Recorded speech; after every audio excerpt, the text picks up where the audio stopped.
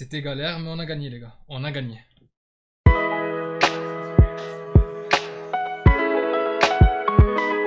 Salut mes madrilènes, salut mes merengues, salut mes galactiques. J'espère que vous allez tous très bien. Les gars, avant de commencer, je remercie toutes les personnes qui sont venues voir mon live. Les gars, vous êtes des monstres, vous êtes des amours, vous êtes ce que vous voulez. Vous êtes les meilleurs, vous êtes les... Un gros merci à toutes les personnes qui sont passées par le live. Alors je le dis parce que j'avais pas fait de trucs sur l'onglet communauté ni rien du tout, j'avais pas partagé. Cette année, je vais faire les lives des matchs en direct. Je vais commenter les matchs. Aujourd'hui, ça a été le premier. Merci beaucoup à toutes les personnes qui y sont passées, qui ont laissé leur like. Je crois qu'à un moment donné, on était peut-être 9 en même temps. C'est pas énorme, mais je viens de commencer, les gars. Je répète que c'est un live qui sortait de nulle part.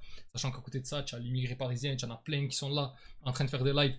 Le mien, pour que quelqu'un s'arrête dessus, il faut vraiment le faire.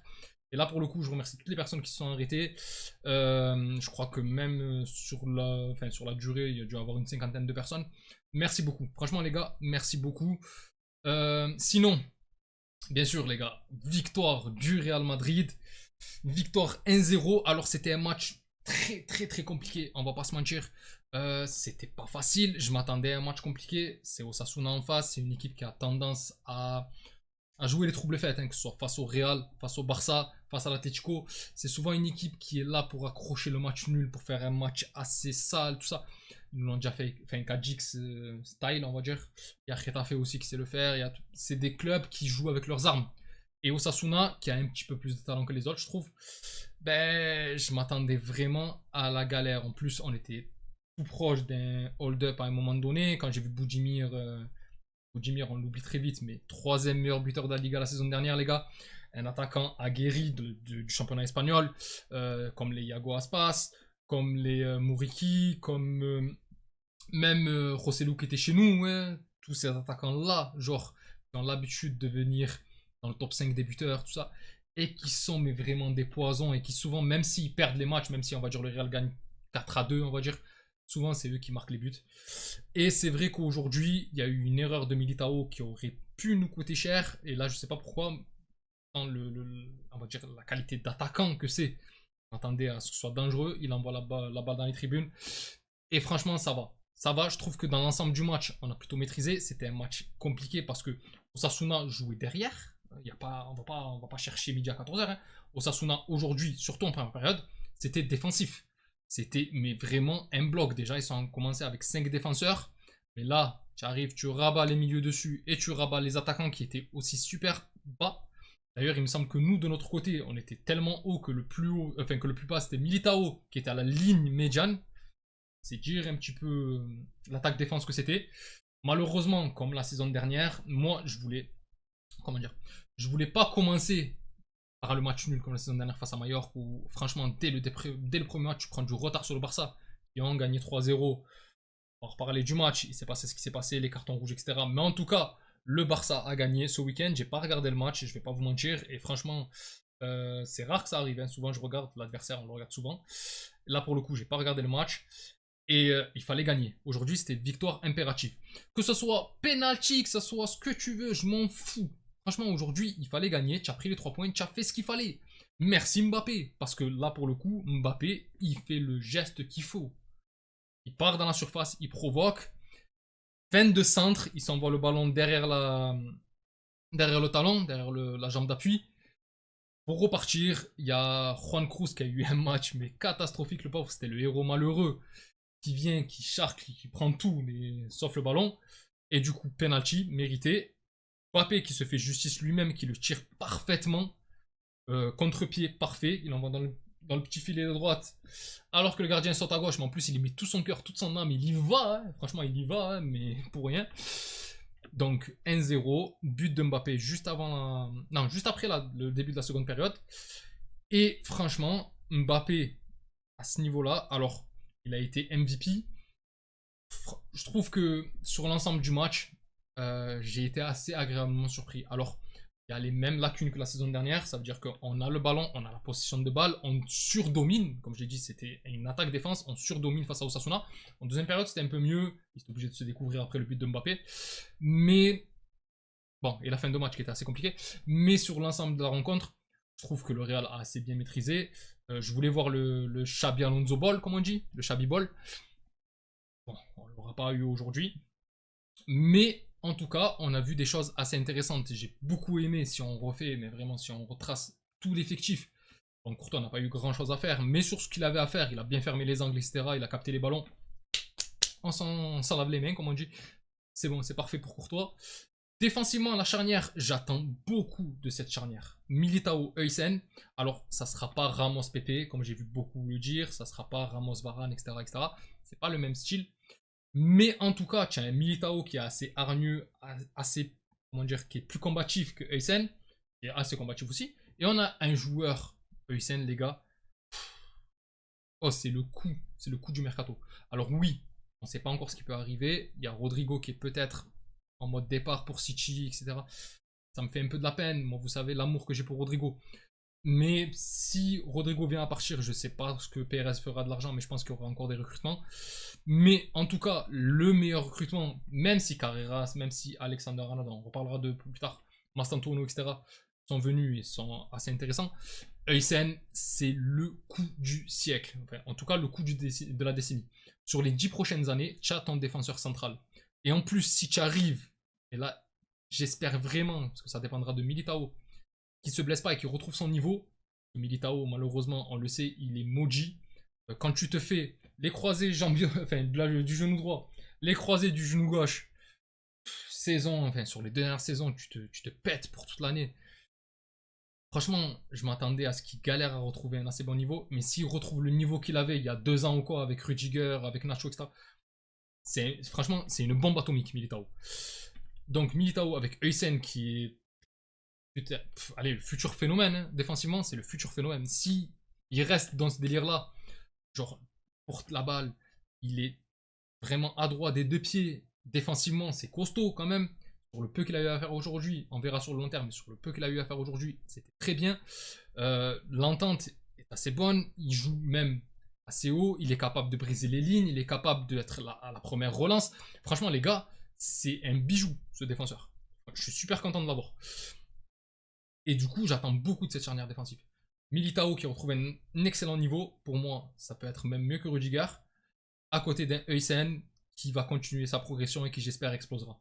Et franchement, les gars, avec ça, et Courtois derrière, c'est pas mal. Maintenant, sur les côtés, on va parler des latéraux. Carreras. Alors, j'ai été très agréablement surpris parce que je l'avais vu à la Coupe du Monde des clubs. Ça m'avait pas forcément, il m'avait pas sauté aux yeux. Je l'ai trouvé même assez décevant. J'ai vu quelques matchs de Benfica comme celui face à Barcelone, etc. la saison dernière en Ligue des Champions. Mais j'ai pas vu énormément de matchs de Benfica. Je peux pas me prononcer sur son niveau. En tout cas, sur ce que j'ai vu aujourd'hui et ce que j'ai vu pendant le match amical, même si c'est pas une référence, mais face à Tirol, franchement, c'était pas mal. C'est pas mal du tout. Je le trouve assez culotté. Il ose des trucs. C'est lui qui met c'est lui qui fait la première frappe du match, qui passe à côté, mais quand même, c'est lui qui sonne quand même la révolte. Et quand tu vois le culot qu'il a et alors défensivement, je le vois un petit peu comme un Alexander Arnold, c'est-à-dire moi je le vois comme un contre-attaquant. Maintenant, de ce que j'ai vu, ce qu'il avait à faire défensivement, mais c'était pas énorme comme le reste des défenseurs. C'était pas mal, honnêtement c'était pas mal. On l'a beaucoup plus vu qu'Alexander Arnold, mais c'est normal parce que le jeu penchait clairement à gauche. Clairement un Real Madrid qui passait par le côté gauche, même après la sortie de Vinicius. Et franchement, ça promet parce que Fran Garcia, sur les derniers matchs que j'ai vus sous la houlette de Xabi Alonso, c'était très agréable aussi. Alors, je sais pas, franchement, défensivement, entre le début et ce que j'ai vu à la Coupe du Monde des clubs, ça avait rien à voir. Et moi, franchement, je le trouvais assez intéressant. Maintenant, je sais pas ce que ça va donner si Carreras et Fran Garcia vont faire un petit peu comme Mendy la saison dernière. Ça veut dire que il va y avoir un turnover, qui jouera chacun un match ou quoi. En tout cas, ce qu'il a montré pour l'instant Carreras, c'est très bien. Honnêtement, c'est très bien. Si on me dit que c'est lui le titulaire à ce niveau-là, attention, voire même mieux, ça va. Franchement, ça va. Maintenant, on verra quand on aura en face de nous une meilleure adversité. Parce que là, il s'est pas fait vraiment bousculer. On verra à ce moment-là. Parce que Mendy, j'en parle pas beaucoup, mais Mendy, là où je le surkiffais par rapport aux autres, c'est que défensivement, c'était un bloc. Alors, offensivement, c'est nul. C'est nul. il est nul balle au pied. Franchement, c'est le joueur, il sert à rien quand il a le ballon. Mais par contre, pour défendre, c'est une brute. Et franchement, je kiffais ça. Sinon, comme j'ai dit, Alexander Arnold, on l'a pas assez vu. Pour le peu qu'il avait à faire, ça va, hein. Franchement, c'était pas ouf, mais c'était pas non plus, voilà quoi. C'était pas non plus minable. Il a fait ce qu'il avait à faire, et puis voilà. Même si j'aurais aimé qu'il propose un peu plus sur son côté. Maintenant, on sait qu'il a une qualité de centre, on sait qu'il a une qualité de passe, même Carreras, même Güler, même Mastantuono, même tout ça. J'attendais un peu mieux offensivement pour les occasions, parce que c'est ça qui nous a manqué aujourd'hui. Mais ça va, on va le voir quand il y aura un peu plus d'espace pour lui devant. On va voir à ce moment-là comment ça va se projeter, comment ça va aller et tout. À voir, parce que pendant la Coupe du Monde des clubs, il a quand même fait pas mal de passes décisives. Alors il a pris parfois le bouillon, c'est vrai, parce que défensivement on le sait que c'est pas non plus incroyable. Mais j'attends de voir et on a le temps. Sinon au milieu, Chouameni, les gars, il y en a beaucoup qui lui crachent dessus, mais Chouameni, les gars, c'est costaud. Aujourd'hui, alors qu'il n'y avait pas beaucoup de contrats à gérer ou quoi, mais aujourd'hui, le peu qu'il avait à faire, va le bouger. Hein. Chouameni va le bouger. Honnêtement, il est super costaud. Alors, c'est pas niveau Real Madrid pour certains. Il y en a, ils vont te dire c'est plus Rodri qu'on devrait avoir. C'est quelqu'un de très bon défensivement et qui est capable de faire des choses balle au pied. Après, pour le moment, moi, Chouameni, je critiquerai jamais Chouameni. Enfin, je parle défensivement à ce niveau-là. Quand il joue défenseur central, il a ses lacunes, c'est pas son poste, etc. Mais je trouve que depuis qu'il a récupéré son poste en fin de saison dernière, au milieu de terrain, il a quand même du mieux et je trouve qu'on a quand même un Chouameni qui est loin de celui qu'il a été en début de saison dernière. Sinon, devant lui, Valverde, bon, pas grand chose à dire, hein, le capitaine du soir, qui fait le match comme il veut, même si, encore une fois, les gars, il y a eu pas mal de frappes lointaines, mais normalement, c'est lui qui doit frapper. C'est lui qui doit frapper. C'est pas Heusen, c'est pas Militao. Bon, il y a eu Arda Güler, etc. Mais moi, c'est lui que je voulais. C'est lui que je voulais voir frapper, de loin. Malheureusement, il n'était pas en position de frappe. Défensivement, c'est pas un match où il avait grand chose à faire.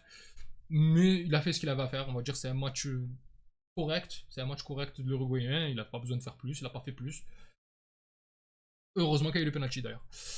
Et à côté de lui, Güler, par contre, c'est peut-être ma déception du soir. Parce que Arda Güler, je vais être honnête avec vous, moi, Arda Güler, j'attendais beaucoup de lui. La fin de la saison dernière, la Coupe du Monde des clubs, le match amical qui s'est passé, etc.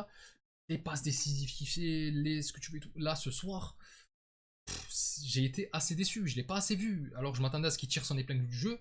Ça n'a pas été le cas. Ça n'a pas été le cas. Et c'est dommage, franchement, c'est dommage parce que je pense qu'il va avoir beaucoup plus de temps de jeu, donc il aura le temps de montrer ce qu'il sait faire. Mais attention, franchement, attention. Moi, je veux voir plus de Güler. Je sais qu'il est capable de 1000 fois plus. On veut le crack, nous. On veut le crack turc. Voilà. Devant, Brahim, il a fait une très bonne entame. Il a beaucoup défendu aussi. Quand ça partait, il faisait les replis et tout. Il a beaucoup proposé, mais au fur et à mesure de la rencontre, il s'est un petit peu effacé. Après, il s'est fait remplacer par Mastantuono, qui a fait ses débuts. Bon, trop peu. Il a trop peu eu l'occasion de se montrer, on va dire. Il y a eu une tête intéressante à un moment donné, malheureusement il se fait passer devant par le défenseur. C'est dommage, franchement, mais ça va, il a l'air de se battre, il a l'air d'avoir envie et tout.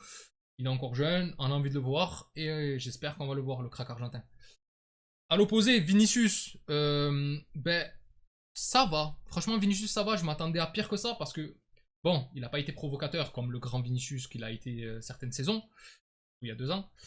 Mais en tout cas, je trouve que il a repris mentalement, c'est beaucoup mieux. Il a fait les retours défensifs, il a proposé, il a essayé de perdre un peu moins le ballon. Alors je sais pas si c'était les ordres de Xabi Alonso, je pense pas. Mais j'ai l'impression qu'il a un peu moins voulu provoquer, quitte à perdre le ballon que d'habitude. D'ailleurs c'est dommage parce que je pense que ça aurait pu faire des différences. Mais après ils étaient vraiment bien, franchement ils étaient vraiment bien en bloc défensif. Et là pour le coup, je trouve que Vinicius, il a été assez intéressant. Franchement il a été assez intéressant. C'était pas l'homme du match, c'est pas le Vinicius qu'on attend de voir, mais ça promet pour la suite. Si, franchement, il reprend la confiance, il se remet à faire un peu plus de provocation par la balle au pied, parce que lui, on sait très bien qu'il peut se battre à n'importe quel moment, il peut prendre un rouge à n'importe quel moment, il peut s'emboucaner avec les adversaires, les supporters et même ses propres coéquipiers. Donc, c'est une dinguerie. Mais en tout cas, il y a possibilité que ça ait... Enfin, j'ai l'impression que il y a eu quelque chose qui a changé au niveau de sa mentalité, parce que la saison dernière, il défendait carrément pas. Il redescendait pas, il faisait pas d'efforts. Là, j'ai vu faire des efforts. Forcément, ça va un petit peu avoir de l'impact sur sa lucidité après en phase offensive, parce qu'il va devoir remonter ensuite, faire les courses aussi pour la remontée. Donc il aura peut-être moins d'énergie, mais franchement, c'est pas mal. Et enfin, Mbappé.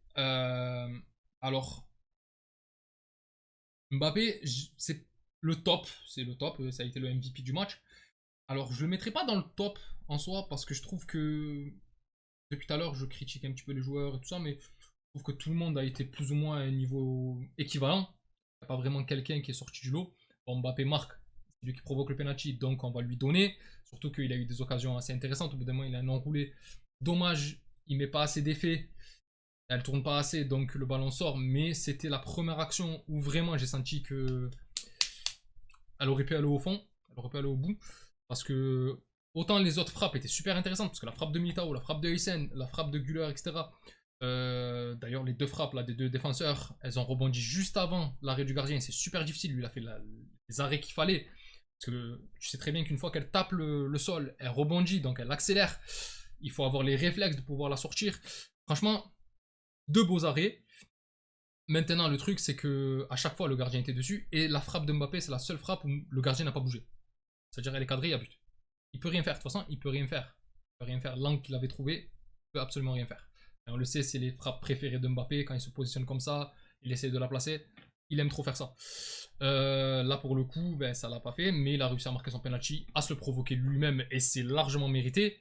Sachant qu'avant ça, pour moi, il y avait penalty aussi sur une poussette que subit Vinicius.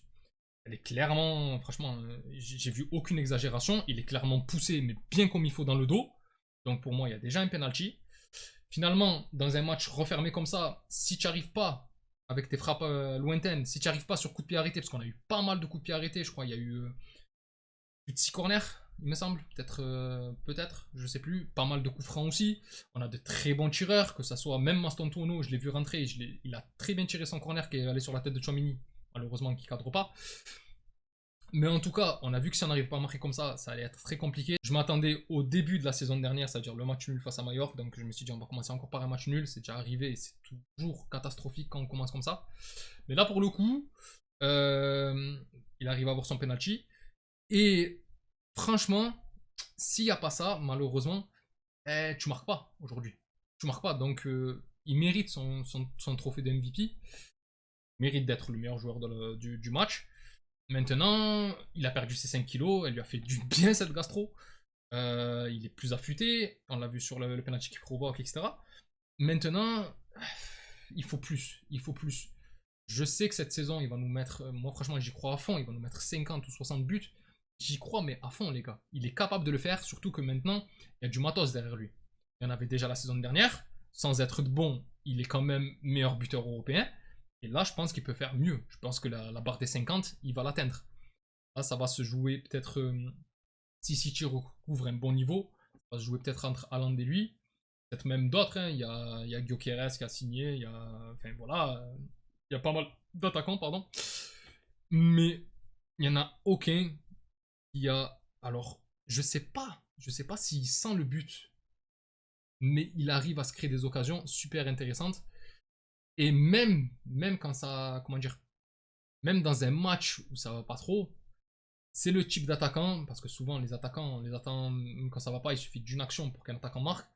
Lui, j'ai l'impression, sans être le véritable buteur neuf, il a quand même ça.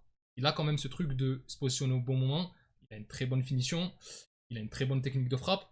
Il n'est pas particulièrement gêné. Maintenant qu'il a perdu du poids, il arrive même à éliminer. Il a fait pas mal d'éliminations, franchement. Il nous a fait danser. Au bout d'un moment, il se chauffe un peu. Il fait une roulette inversée, il passe ce que tu veux, il fait une passe talonnade. On le voit qu'il a en jambe. On le voit qu'il a en jambe. Mais quand même, je m'attends un peu à mieux, mais de l'effectif en complet. Pas forcément de Mbappé. De l'effectif complet pour le prochain match. Ça sera face à Oviedo. Ils sont promus, qui viennent de monter en Liga. Ça sera un match compliqué, on le sait très bien, ça sera à l'extérieur. Mais je m'attends à mieux. Je m'attends à mieux parce que là, c'était à domicile, face à Osasuna. Il fallait faire le boulot, tu as pris tes 3 points et tout. Mais normalement, on a vu les lacunes. On a vu les lacunes sur le fait de ne pas réussir à se créer du jeu, surtout quand le bloc il est hyper bas. On n'a aucune idée. J'ai l'impression qu'une fois que eux, ils sont en phase défensive et ils ont fermé le truc, il n'y a plus d'idées.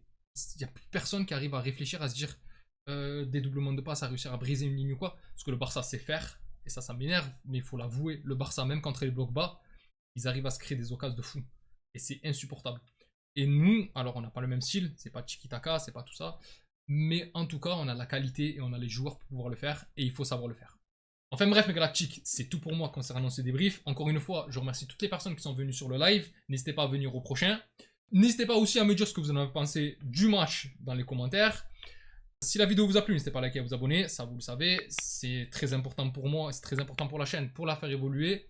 D'ici là, et d'ici le prochain live, voire le prochain débrief, je vous souhaite une excellente semaine, une excellente journée ou soirée selon l'heure à laquelle vous regardez cette vidéo. Prenez tout soin de vous et encore et toujours, hasta le final, vamos Real. Salut!